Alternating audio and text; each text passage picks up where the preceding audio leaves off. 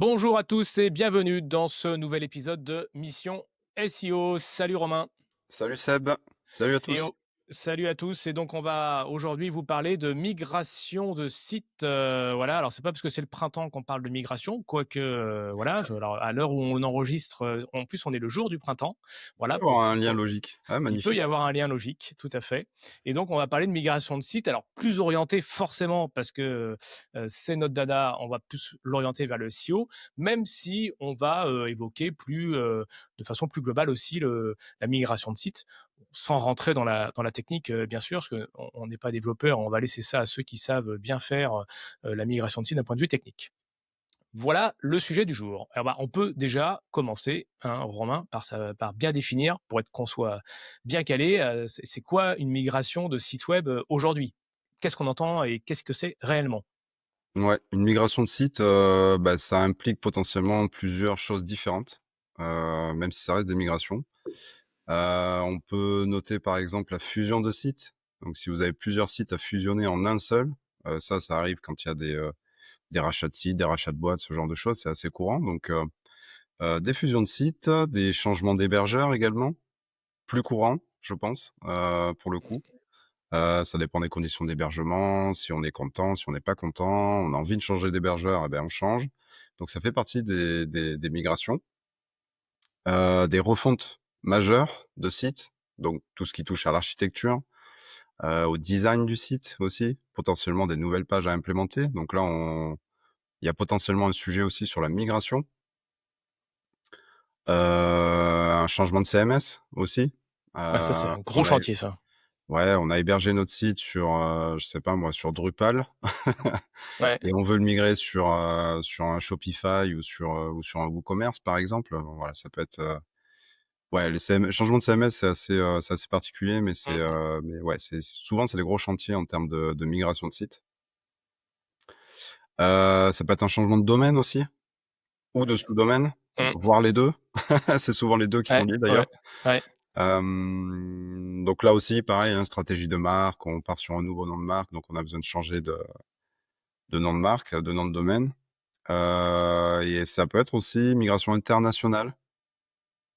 Alors là, j'ai moins d'exemples qui me viennent, mais Ouais, mais ouais, parce que quand tu vas développer, c'est vrai que si tu développes, en fait, une grosse partie de ton site et que tu dis: «On va le faire, en anglais, en espagnol, en portugais», voilà. Après, enfin, ce qu'il faut retenir, après ça, ce sont des exemples, mais ce qu'il faut vraiment retenir, c'est que, de tout ce que tu dis là, Romain, c'est que la différence entre une migration, et une mise à jour de site, parce qu'on va dire on va pouvoir mettre le curseur, voilà, différemment, c'est vraiment l'ampleur des changements et l'impact que ça peut avoir derrière, quoi. Voilà. C'est-à-dire que quand tu évoquais le changement de CMS, si on change le SMS, ça peut avoir des impacts, mais alors énormes. Alors sur la rapidité et tout ça, toute la partie, du site, d'un point de vue technique, mais alors d'un point de vue SEO, ça peut être une explosion totale et une chute des courbes si c'est pas bien fait, quoi. Puis alors, surtout si vous avez un site qui a déjà un peu d'âge, qui peut avoir des belles performances aujourd'hui, c'est quand même con aujourd'hui de se dire que, pour une migration de site qui est mal orchestrée, on va tout perdre, quoi.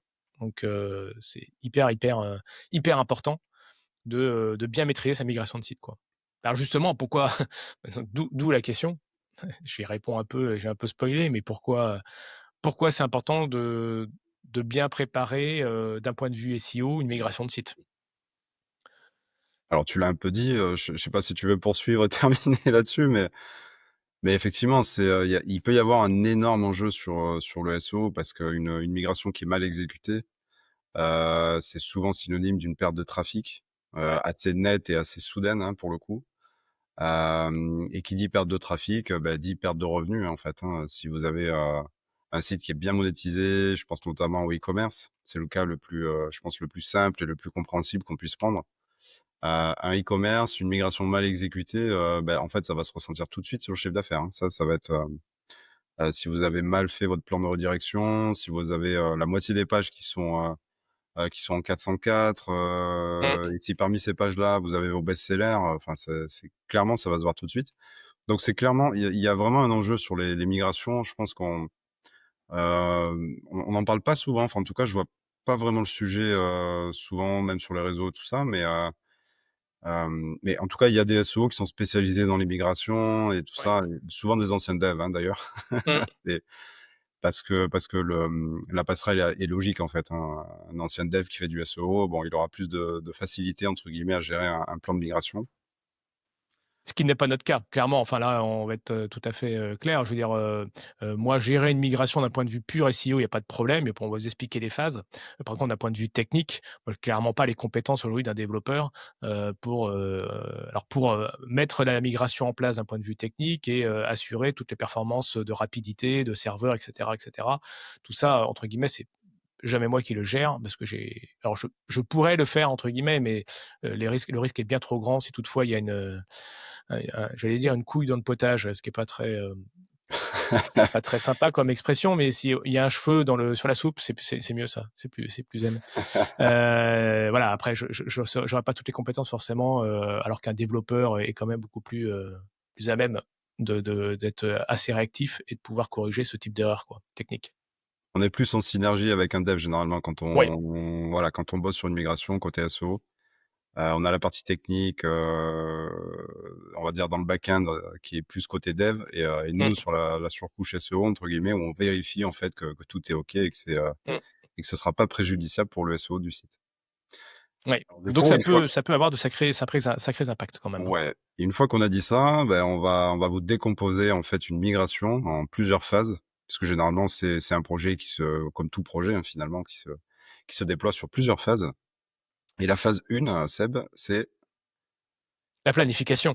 eh oui. Et c'est indispensable mais comme tout, on va donner des exemples, comme au sport, si vous faites un marathon, bah, vous arrivez pas le matin sans vous être entraîné. Donc c'est exactement la même chose sur une migration SEO. Vous pouvez pas arriver, le matin en disant: «C'est bon, je migre mon site aujourd'hui, allez on y va». Alors, dit Il comme y a ça, il y on en se a dit: qui «Bah ont oui». essayé, hein. Il y en a qui ont Ouais. essayé, ils ont eu des problèmes, hein, Mais alors, c'est marrant parce que quand on le dit comme ça, on se dit: «Bah, oui, bah, normal, enfin, tout le monde y pense». Bah, je vous assure que non, j'ai encore moi rencontré, des prospects ou des clients, qui viennent me voir et puis, la migration est déjà faite, quoi. ouais, bah, ça Mais arrive par contre, souvent, hein. Alors plus souvent qu'on ne le pense même, hein, mais un truc de fou, hein.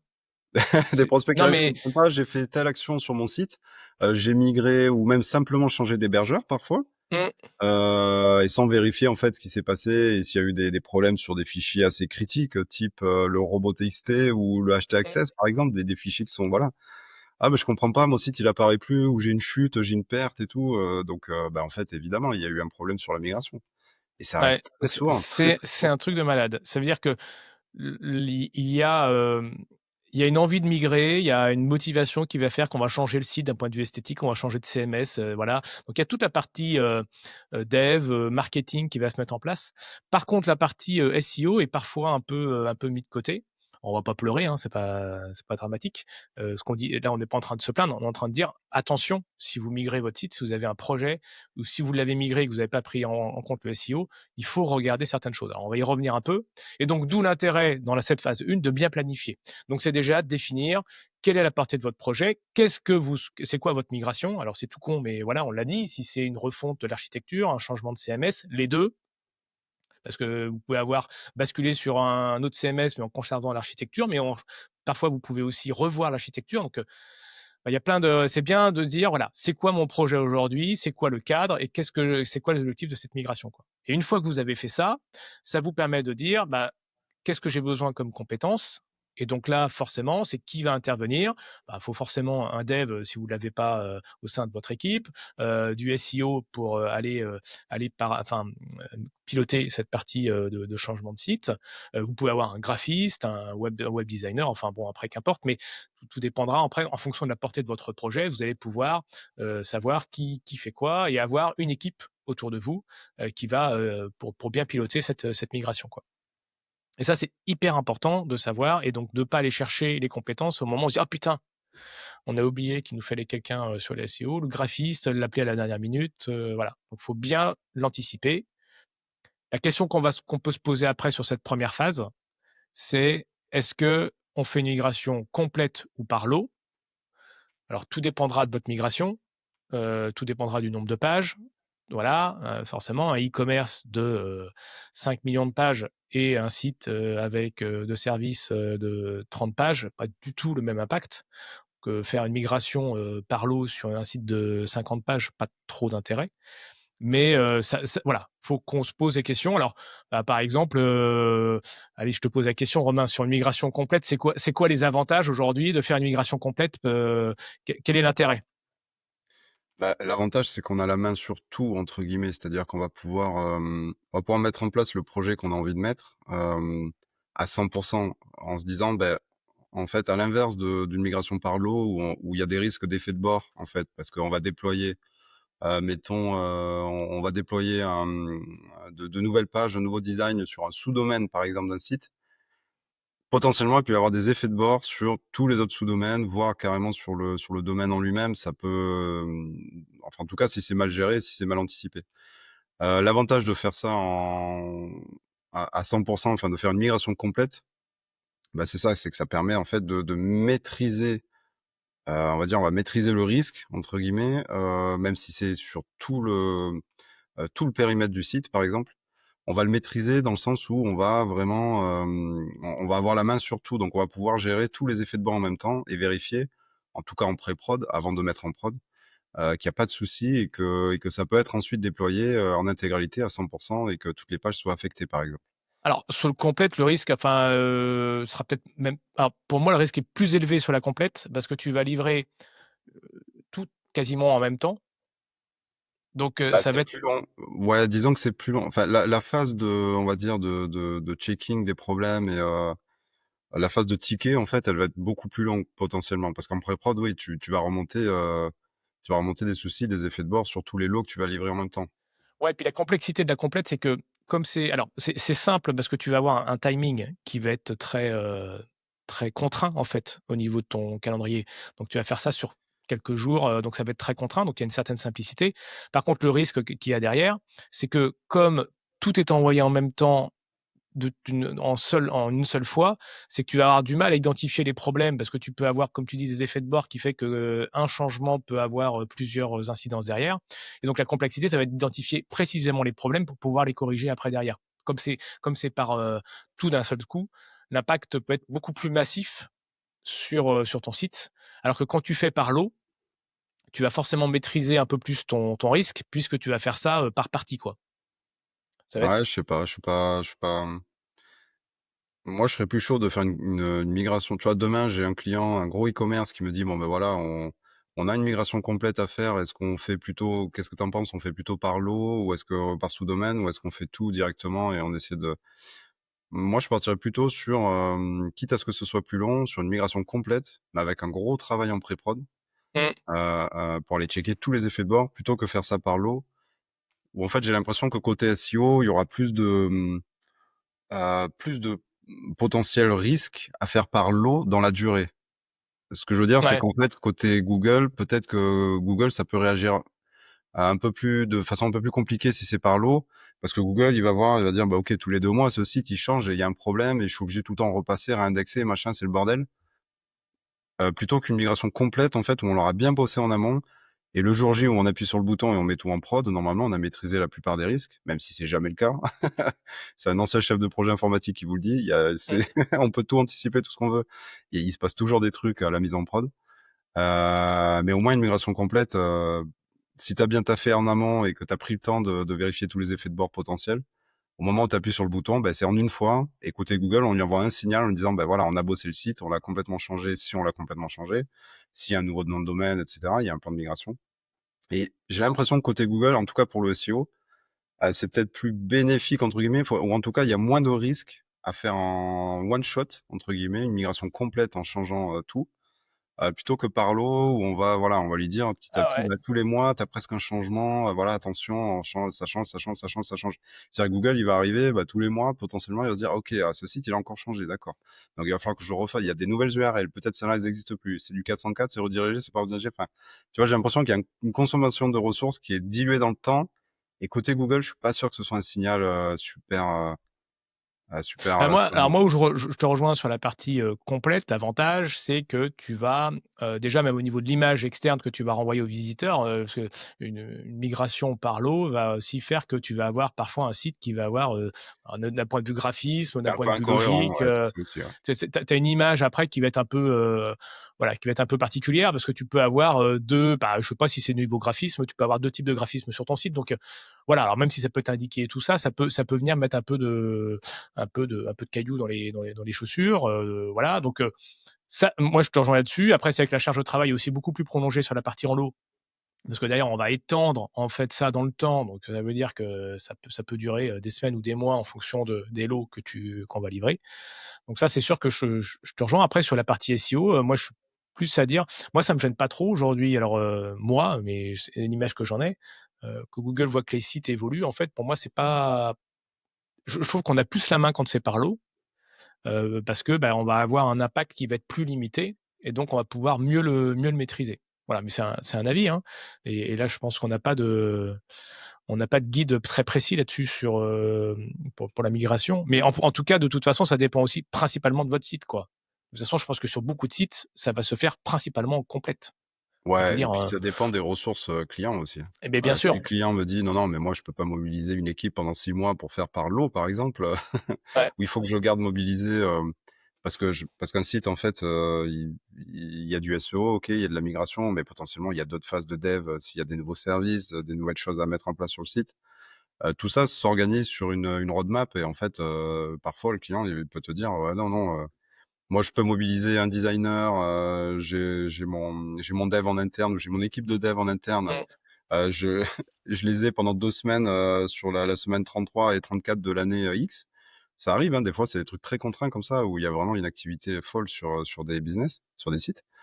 Ben, voilà, là, il y a pas le choix, il faut faire en one shot et il faut «serrer les fesses» entre guillemets et faire en sorte que ça soit bien fait, mais donc ça dépend aussi, oui, des ressources clients, de comment on peut gérer le truc et évidemment, hein, c'est il faut enfin, après, il faut opter et trouver la meilleure solution possible, avec toutes ces informations-là, ouais. Après, je pense que clairement, de toute façon, vous qui nous écoutez, je pense que dans 90 des cas, la migration se fera de façon complète, voilà, parce que, voilà, sauf pour des sites après qui ont des dimensions qui sont, énormes, voilà, mais c'est vrai que si vous avez des sites qui sont, petits ou moyens, généralement, c'est une migration complète et tout dépend aussi de la migration entre un changement de CMS, un changement Ouais, c'est ça. d'architecture, une poussée à l'international, enfin bon, il y a beaucoup, beaucoup de critères à prendre en compte. Après, il y a aussi des critères techniques. Donc voilà, donc bon. Mais en tout cas, sachez que ça existe, que ce soit en migration complète, migration par lot, c'est 2 façons de voir les choses. Il faut se poser la question, en tout cas en fonction du projet que vous pouvez mettre en place, quoi. Ça, c'est la phase 1, c'est la phase de la planification. Donc on a compris qu'il fallait bien savoir, quel était le pourtour de votre projet et puis constituer une équipe, plus ou moins importante selon le type de migration. Alors juste par rapport à ça, je Ouais. complète juste sur la gouvernance. Pareil, c'est un truc, mais c'est juste, critique. En fait, dans un projet, dans n'importe quel projet, la gouvernance donc c'est, qui fait quoi, hein, concrètement. Mmh. Surtout à ne pas négliger. Pareil, mon expérience de chef de projet, je vous le dis, ne jamais, négliger la gouvernance. C'est vraiment la clé, en fait. Être bien clair, être bien sûr que chaque ressource est disponible déjà à telle date de travaux, prévus, par exemple et surtout qui fait quoi. Est-ce que je suis un intervenant? Est-ce que je suis décisionnaire sur cette tâche-là? Bien découper Ouais, le projet en tâches. C'est un projet, en fait, hein. Donc pour contre comme n'importe quel projet, faut vraiment s'attacher à découper son projet en tâches et à assigner à chaque tâche, un intervenant, un décisionnaire, un «informé» entre guillemets, voilà, il y a des matrices RACI, il y a voilà, ce genre de choses pour ceux qui connaissent.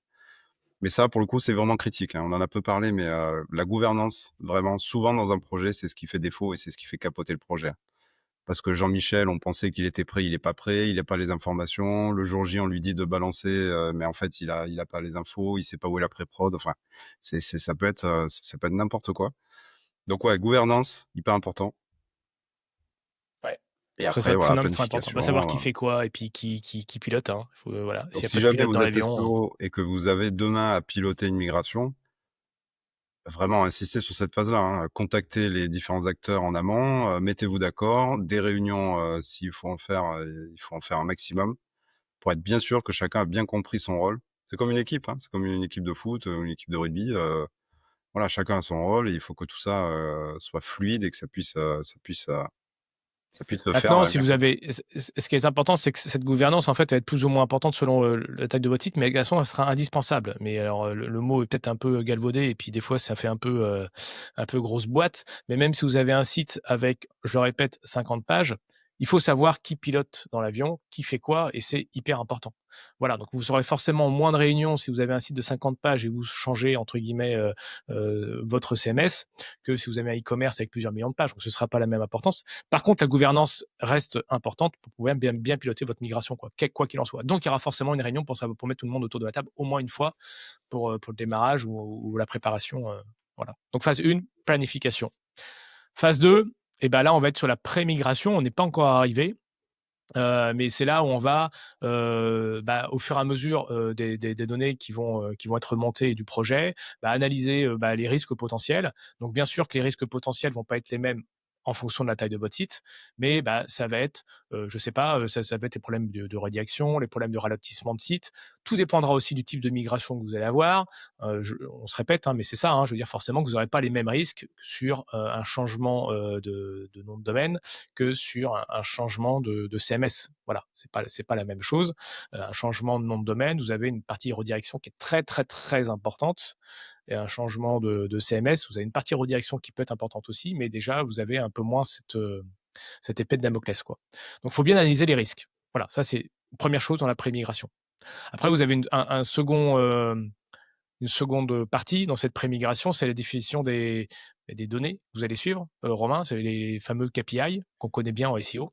Ouais, les KPI qu'on peut commencer à élaborer à cette phase-là, en se disant: «Ben, en fait, OK, on sait ce qu'on doit faire, on sait ce qu'on va faire». On commence à bosser, en fait, en pré-prod, là, on est vraiment typiquement pré-migration. On peut déjà réfléchir et je pense qu'il faut commencer à réfléchir, à se dire: «Mais c'est quoi les objectifs?» Et surtout, comment je vais les monitorer ces objectifs? J'ai un objectif, comment je le mesure? En fait, si on fait une migration alors, oui et non, ça peut être, une migration par contrainte technique pure, on va pas avoir d'objectif en termes de CA ou ce genre de choses, en fait. Si je vous prends l'exemple, par exemple, d'un CMS qui n'est plus maintenu, un vieux CMS, sur lequel le site tourne, mais on sait bien qu'il y a des soucis là-dessus et parce que la dette technique commence à être vraiment compliquée à gérer. Bon là, on a une contrainte technique qui fait qu'on est obligé de migrer vers un nouveau CMS, mais on n'a pas d'attente en termes de CA, en termes de KPI. Bon, qu'importe, on n'aura pas des KPI, on va dire, qualitatifs, sur du chiffre d'affaires et tout ça, mais par contre, on peut avoir quand même des KPI sur les aspects techniques, en disant: «Bah, OK, le délai de réponse, par exemple, de mes pages, là, on était à plus de 3 secondes, en migrant sur un nouveau CMS avec, une nouvelle stack technique, on pense pas arriver et en tout cas améliorer ce temps-là». Donc voilà, là, les KPI, ils vont vraiment dépendre aussi, comme on vous le dit depuis le début, du type de migration et de ce que vous souhaitez faire. Mais c'est important de penser à ce moment-là, à commencer à savoir, en fait, généralement, on connaît l'objectif, on sait pourquoi on le fait, pourquoi on lance ce projet-là, mais il faut savoir comment le mesurer à la fin pour savoir si on a vraiment réussi, si on n'a pas loupé des trucs en cours, et surtout potentiellement itérer, se dire: «Bah, OK, ça a marché, ça a moins bien marché, pourquoi?» OK, ben je sais le mesurer, je sais pourquoi ça a moins marché et voilà la remédiation qu'il faudrait faire pour que ça remarche et qu'on atteigne en fait l'objectif final. Donc c'est, Oui, et les KPI sont aussi là pour vérifier que la migration en tant que telle, parce qu'on a les KPI après, comme tu dis, pour, suivre les performances et on a aussi les KPI pour suivre la migration en tant que telle, parce qu'on sait qu'on va avoir des fluctuations sur, la Google Search Console au niveau des impressions, des clics. On sait que de toute façon, ça va avoir un impact. Si on fait une migration, si on appelle ça une migration, ça va forcément avoir des impacts.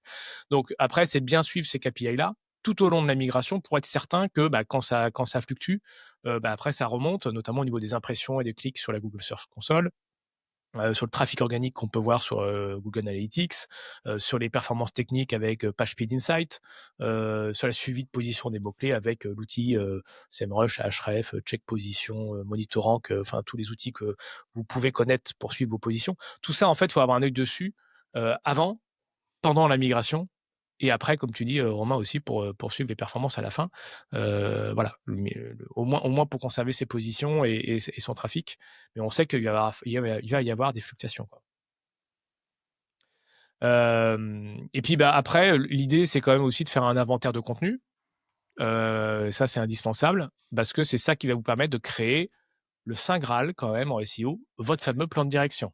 Le plan de redirection est hyper importante. On identifie les pages avant, celles qui vont être créées, modifiées, fusionnées, enfin qui vont changer, tac, tac, après, et on les lie après entre les deux pour savoir que la page A bah, n'existera plus parce que ce sera la page B, donc on fait une redirection de la page A à la page B, que la page C, bah, ce sera aussi la page B parce que il y aura, elle n'existera plus, donc on va la fusionner dans la page B, etc., etc. Mais il faut que chaque page de votre site avant migration soit liée à une page sur votre site après migration. Donc là, c'est hyper, hyper, hyper importante. Ça peut être assez chronophage. Voilà. Ouais, c'est super, ouais, exactement. Ouais, ce que j'allais dire, parce qu'en fait, bah, un plan de redirection, pardon, il faut imaginer ça comme un gigantesque mapping où en fait, on va partir d'une URL A à une URL B. Donc c'est ça en fait, hein, et le but du jeu, c'est, de faire en sorte que chaque URL retrouve sa nouvelle URL s'il y a un changement d'URL.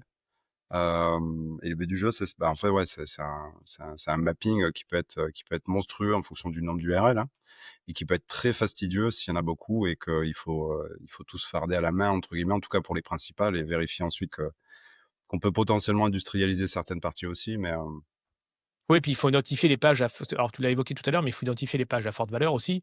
C'est ces pages-là, il faut absolument que ce soit bien bien bien mappé. mmh, Voilà, et puis attention, évitez les chaînes de redirection parce qu'on peut, avec des surcouches, que ma page A va être sur ma page B et puis à un moment donné, la page B va disparaître parce que dans le plan, bah, voilà, et donc résultat, alors soit on va oublier la redirection de cette page-là, donc ça va être redirigé dans le vide, soit on va rediriger la page B vers la page C, résultat la page A sera redirigée vers la page B qui est en fait redirigée vers la page C, donc attention à ça aussi, à essayer de les identifier en amont et les identifier après si vous voyez qu'il peut y avoir des loupés, quoi.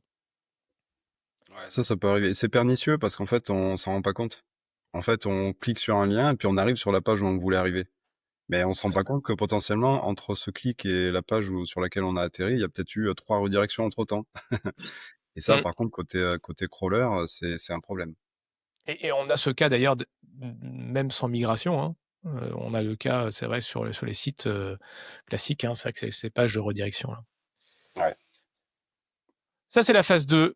Donc là, vous avez planifié, vous avez préparé votre cartographie, plan de redirection, votre pré-migration. Et bah, à un moment donné, il faut y aller, hein. C'est la phase 3, hein. C'est le lancement. On y va, quoi, hein. Donc, lancement du site. Donc, première étape, on peut dire qu'il faut tenter de minimiser le temps d'arrêt. C'est quand même pas Ouais, trop mal. ouais, carrément, bah, c'est trouver le bon moment, en fait. C'est se dire, bah, quand est-ce qu'on fait? Et ça, pareil, ça va dépendre énormément de votre activité, en fait, de l'activité du site. Alors on a pris l'exemple effectivement d'un e-commerce. On va pas couper le e-com, samedi et dimanche, par exemple, si on a identifié que c'était les 2 jours de la semaine où on vendait le plus, par exemple. Mm. Donc typiquement, l'immigration, ça se fait la nuit. Je pense que c'est le mieux, en fait. Se Ouais, dire qu'en 3 fait, heures du matin. ouais, voilà, ben c'est ce que font tous les sites, en fait, hein. Dès qu'il y a Mm. des mages majeurs à faire sur un site, bah, généralement, on essaie de le faire à une période où c'est le moins «douloureux» entre guillemets, où c'est le plus indolore pour les internautes, où il y a le moins de trafic, en fait. Mais généralement, c'est la nuit, typiquement, donc voilà, en tout cas, enfin, retenez qu'il faut éviter, de faire ça dans des heures, en fait, où il y a le plus de trafic et où ça peut potentiellement générer le plus de problèmes. Après, Ouais, le fait de faire ça dans des heures, hors bureau, entre guillemets, ou des heures qui sont un peu, voilà, bah, par contre, il faut bien s'assurer qu'il y ait quelqu'un derrière et qu'on puisse rétablir, l'ancienne version s'il y a un souci, oui. rapidement, quoi. Et pas laisser ça, pas laisser traîner ça, plusieurs heures, où on peut avoir un risque, en fait, que, bah, des crawlers arrivent sur le site et voient que c'est le bordel et repartent tout de suite en disant: «Ouh là, ce site-là, il y a un problème», et qu'il y a un effet, côté SEO assez rapide, quoi. Ouais, ouais, il faut pas lancer ça à 3 heures du matin et puis se dire: «Allez hop, bon, je verrai ça, Ouais. demain dans Le la lendemain journée», matin, ouais, non, ça, c'est un truc qu'il faut surtout pas faire, hein. Alors après, il y a un truc qui est sympa à mettre en place, en parallèle, c'est de mettre en une stratégie, fameuse pay per click là, de mettre en fait une stratégie parce qu'en fait pour soutenir en fait cette migration qui peut être importante, bah, ça va être de faire un peu d'ads, alors une communication très globale, hein, de toute façon, hein. C'est-à-dire que vous changez de site et la migration, c'est quand même un gros changement. Donc, va falloir l'appuyer avec un plan de communication.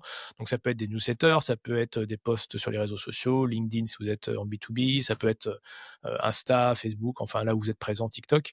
Mais en tout cas, il va falloir l'appuyer d'une nouvelle communication parce que déjà, ça va vous attirer du trafic. Donc ça va être très important.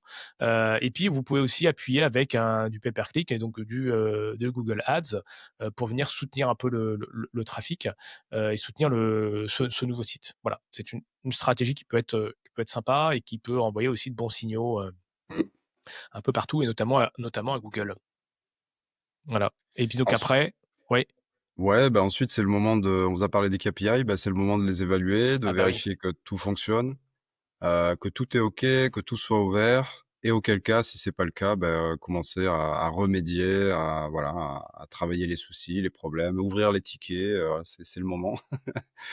Les tickets au support, s'il y a un support, si c'est vraiment un gros site. Enfin voilà, il y a cette partie-là des KPI qui commence, la data commence à remonter donc c'est là qu'on vérifie que, bah, qu'on évalue en fait si la migration c'est un succès ou pas. ouais.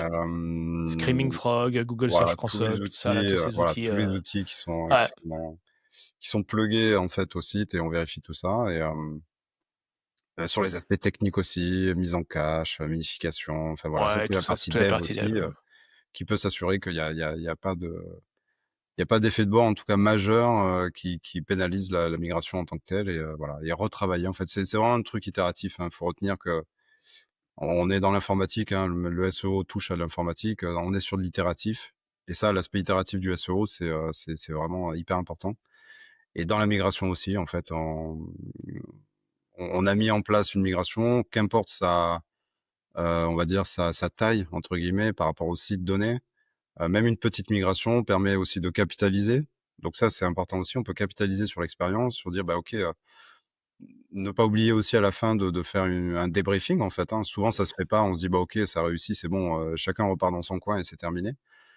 C'est bien aussi de se dire: «Bah OK, on se réunit, OK, qu'est-ce qui a bien marché? Qu'est-ce qui a pas marché? Est-ce qu'on est content de nous? Est-ce que le travail a été bien fait?» On capitalise là-dessus et c'est là où l'itération elle est intéressante. C'est qu'après si on a encore des migrations à faire derrière parce qu'on est parti sur une migration par lot, par exemple, il faut garder ce travail acquis en fait et la compétence acquise par les équipes à bosser ensemble.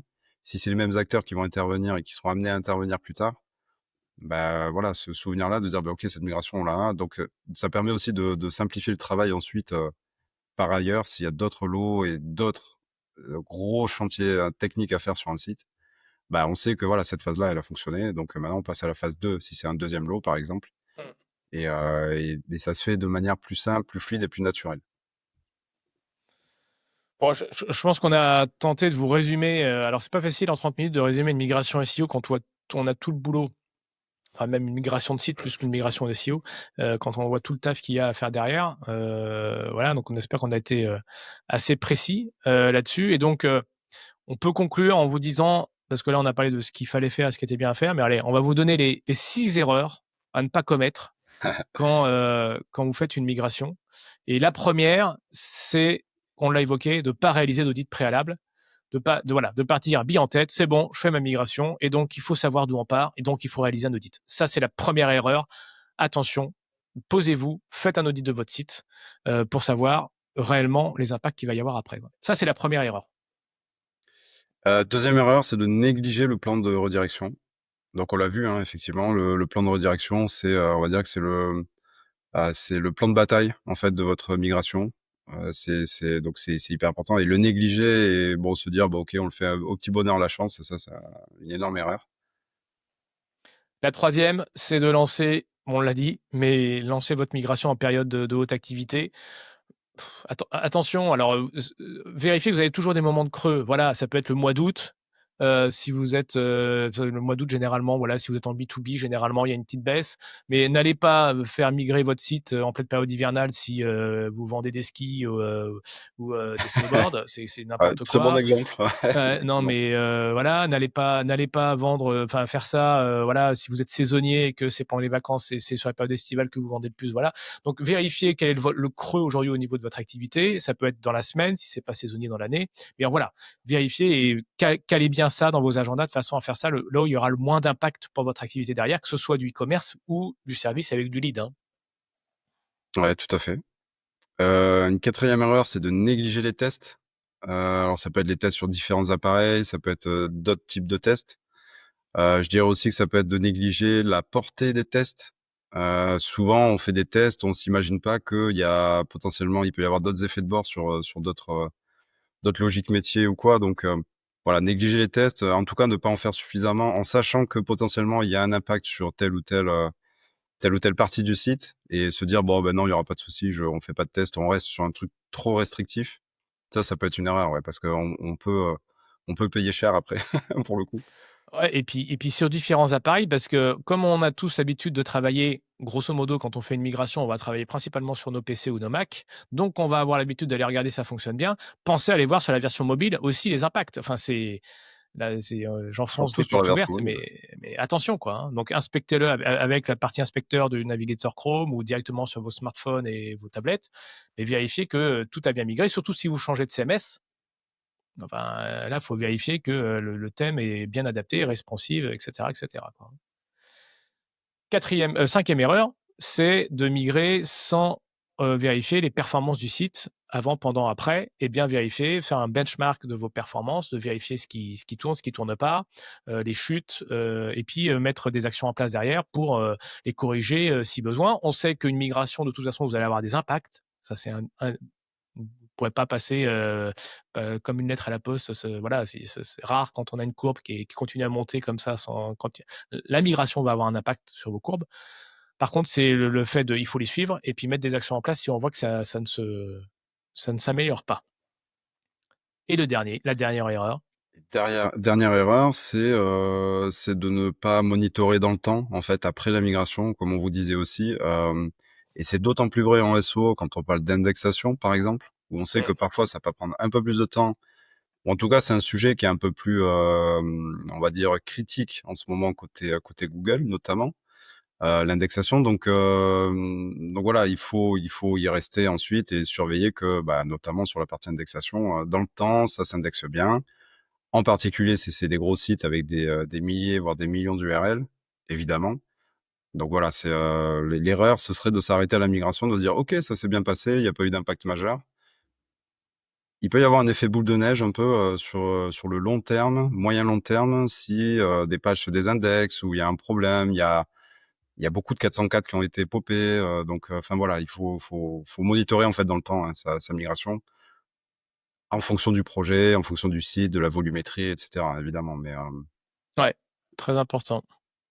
Bon et voilà, on arrive au terme. On vous a donné les On espère plein d'infos, pour, vous aider dans votre future migration, voilà, de votre propre site ou si vous êtes dans le milieu du SEO, vous donner quelques tips. Alors, forcément, c'est assez compliqué de résumer ça, comme je le disais tout à l'heure, en quelques minutes. Mais voilà, mais parfois on parle de migration SEO et on parle de migrations qui sont sur des gros sujets comme un gros changement, une grosse refonte. Mais on peut avoir des migrations qui sont, même s qui ont des gros impacts, mais sans que ce soit une grosse refonte quoi, hein. Un changement d'hébergeur, des choses comme ça des fois et on oublie, on laisse côté un peu le SEO alors que c'est toujours intéressant d'avoir ça en tête et d'y mettre les mains dans le cambouis pour éviter de se retrouver comme certains de nos prospects à venir nous voir et nous dire: «Merde, je comprends pas, Je la comprends courbe est pas. en train Ah de ouais, ça chuter». c'est le je comprends pas, qu'est-ce qui se passe? Ah. Et quand tu Ah, tu as creuses changé un de peu, CMS? ouais, D'accord. c'est ça, tu déploies un peu la pelote et tu «Ah bah, on a fait ça et tout, je comprends pas». Ah bah, oui, en fait, c'est ça, cherche pas. Alors après, moi je leur en veux pas parce que de toute façon, pour nous, Non, c'est très facile à le dire puisqu'on est dedans. évidemment. Donc, voilà, Ouais, bien après sûr. c'est des impacts qu'ils ont pas anticipés, mais bon, quand on connaît pas après et qu'on n'a pas toutes les bonnes informations, c'est normal, parce que moi, si vous me mettez dans un garage et puis que j'ai un truc enfin, dans une voiture, je n'ai aucune connaissance en mécanique, donc je suis certain que le garagiste dit la même chose de moi: «Putain, il est con, il a pas pensé», voilà, donc mais tant qu'on quand on n'a pas les compétences donc d'où l'intérêt de ce podcast, de Alors vous délivrer Sébastien, des informations. tu pas mis d'essence dans ton réservoir et la voiture Ouais. avance pas, c'est normal? Ouais, ou tu mis du diesel alors que c'était de l'essence? Ah mais c'est con, ça fonctionne pas pareil. Ah bon? Voilà, bon, bah, écoutez, en tout cas, merci à tous, merci de votre fidélité, merci encore pour les messages, tous les messages qu'on reçoit. N'hésitez pas à liker, commenter, partager, s'il vous plaît, cet épisode. Allez, on vous donne un challenge, partagez cet épisode à au moins, 3 à 5 personnes de votre entourage, ça nous permet de nous faire connaître et heu et c'est toujours assez sympa et j'en profite aussi pour remercier, toujours notre partenaire qui nous soutient depuis le début, qui est One My Day, qui est donc une forme des formations en ligne, mais pas que, puisque vous avez des coachs qui vous soutiennent et que vous rencontrez toutes les semaines pendant les 3 mois de la formation. Donc c'est une top formation qui allie, autant la partie digitale que la partie, humaine et c'est vraiment le meilleur des 2 mondes. Voilà, sur plein de sujets comme, le graphisme, le montage vidéo, le SEO bien sûr. Puis en plus, il vous offre 100 € quand même de réduction sur la formation, ce qui est pas rien. Donc voilà, si vous voulez vous lancer dans l'aventure de l'entrepreneuriat ou si vous avez déjà un site et que vous voulez l'améliorer, et bah, vous avez, de quoi avoir des très, très, très bonnes bases. Donc encore merci les copains de nous suivre. Voilà, beh, on se termine ici cet épisode de podcast et donc on se retrouve la semaine prochaine pour de nouvelles aventures. Salut, Salut ciao. Seb, salut à tous, à bientôt.